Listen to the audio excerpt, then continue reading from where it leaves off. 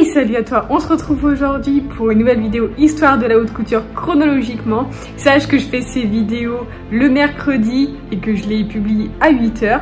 Je fais aussi le vendredi une vidéo sur l'histoire de ma marque, les valeurs, les behind the scenes, etc. Et je fais aussi une vidéo le samedi, donc une fois de temps en temps en ce moment, mais je le dis le vendredi. Une vidéo le samedi où je fais une nouvelle illustration ou alors je reprends une ancienne illustration que je change, dont je change la couleur en fait. Et si tu veux, cette création elle est réalisée pour ma marque tout simplement. Donc voilà, c'est parti. Donc aujourd'hui on va voir une nouvelle créatrice. Cette créatrice, elle a réalisé des vêtements pour les femmes à caractère fort et indépendantes. Elle a aussi beaucoup travaillé avec Salvador Dali. Elle a aussi créé une couleur. Bref, c'est parti. On va voir Elsa Schiaparelli. Et il faut savoir qu'elle naît en 1890. Son père, il est alors directeur de la bibliothèque de Rome. Et il est prof de langue orientale, il me semble, je remettrai là si besoin, prof de langue orientale. Sa mère, elle est issue de la famille de Médicis, c'est donc une famille de la classe supérieure de Florence. Et donc elle est dans un milieu aristocrate. En ce qui concerne donc son élément déclencheur pour justement créer sa marque ou créer des vêtements sans marque au départ, eh bien c'est tout simplement une visite chez Paul Poiret. Donc j'ai fait des vidéos d'ailleurs à ce sujet que je vais mettre juste là. Paul Poiret était un créateur très renommé en 1920. Et donc elle passe avec une amie chez ce créateur et elle essaie quelques vêtements tout simplement puisqu'elle les trouve jolis, mais elle n'a pas les moyens de se l'offrir. Paul Poiret, voyant qu'elle avait vraiment de l'allure, eh bien va lui prêter quelques pièces pour qu'elle en fasse la publicité. Et ce geste, cet événement va beaucoup la marquer et va lui donner l'envie de se mettre à son compte en tant que créatrice. Donc elle va se mettre à son compte en tant que styliste dans les années 1925 à peu près. Et elle va se lancer avec une amie, c'est-à-dire qu'elle va, une amie à elle, a racheté une marque qui était en train de cesser tout simplement. Et elle va travailler temporairement avec elle, mais elle va vite arrêter. Et elle va créer un pull en maille. Elle l'aura tricoté donc à la main. Et il y aura tout simplement un jeu de trompe-l'œil puisqu'il y aura de dessiner, de tricoter plutôt, un nœud tout le tour là, donc au niveau de l'encolure. Et il y aura aussi donc des parties blanches au niveau des poignets. Et donc ce pull est réalisé en noir et blanc. Et en fait ce pull va rencontrer un très grand succès. Ce sera donc un pull en trompe-l'œil, c'est quelque chose qu'on n'a jamais vu jusqu'alors. Et ça va beaucoup plaire, notamment aux États-Unis.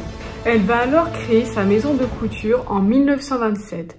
Elle commença donc par les pulls, puis ensuite elle continua avec les maillots de bain, les pyjamas de plage, mais aussi des accessoires. Ses créations utilisent alors les symboles et les détournements de fonction. Elle va alors créer des vêtements avec des motifs tels que des tortues, des squelettes, des tatouages marins. Bref, elle va utiliser beaucoup de motifs et les réaliser sur ses vêtements. Ses couleurs de prédilection, on va dire, c'est le noir avec du blanc, mais aussi du noir avec plein de couleurs vives. À partir de 1929, elle crée des vêtements qui sont jusque-là jamais vus. Elle va créer alors l'imperméable constitué de laine, de soie et de caoutchouc, mais aussi la jupe culotte. Elle va aussi créer une combinaison avec des zips apparents et qui vont avoir donc une fonction d'utilité, mais aussi une fonction de décoration. Elle crée donc des vêtements pour les femmes avec un fort caractère et des femmes indépendantes. Rencontrant beaucoup de succès, beaucoup de personnalités publiques vont porter ces vêtements comme Wallis Simpson, Katharine Hepburn, mais aussi beaucoup d'autres. Elsa Schiaparelli va collaborer avec beaucoup d'artistes afin de donner un effet toujours plus trompe-l'œil et toujours plus surréaliste avec ses vêtements. Elle va notamment collaborer avec Jean Dunand, qui est un artiste peintre, sur une robe longue qui va être peinte et en fait on va avoir l'impression qu'il y a un plissé tout simplement. Elle va aussi réaliser avec Elsa Triolet un collier aspirine. Et donc en fait ses créations rencontrent toujours un très grand succès.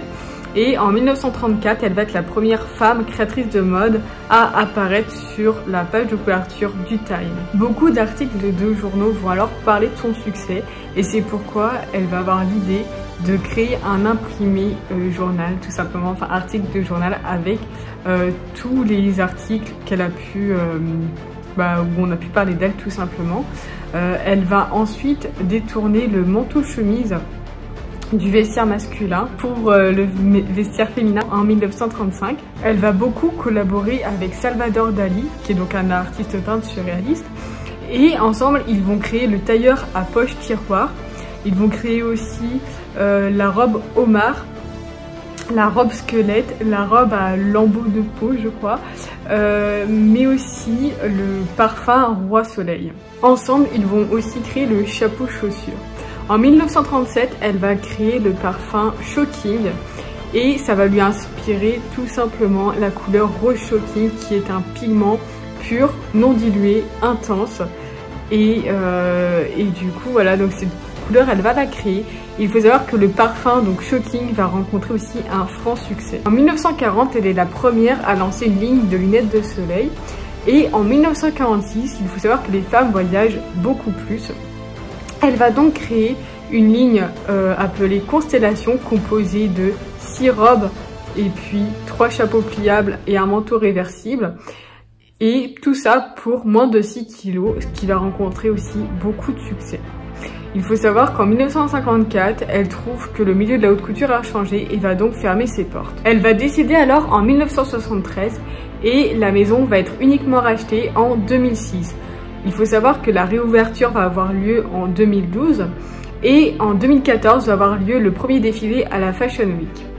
Et en 2017, eh bien, il va y avoir tout simplement l'appellation haute couture qui va être à nouveau autorisée pour la maison Elsa Schiaparelli. Au niveau de la direction artistique, c'est Daniel Roosberry qui est à la tête depuis 2019. C'est donc une maison qui a beaucoup vécu et qui est là depuis très longtemps. J'espère que cette histoire de la haute couture chronologiquement t'a plu puisqu'on arrive à la fin. Et puis, eh bien, je te retrouve tous les mercredis en tout cas si tu aimes cette série de vidéos pour une nouvelle histoire de la haute couture chronologiquement. Sinon, je te retrouve le vendredi pour parler de ma marque Clotilde Rablingien, l'histoire, les valeurs, les behind the scenes, etc.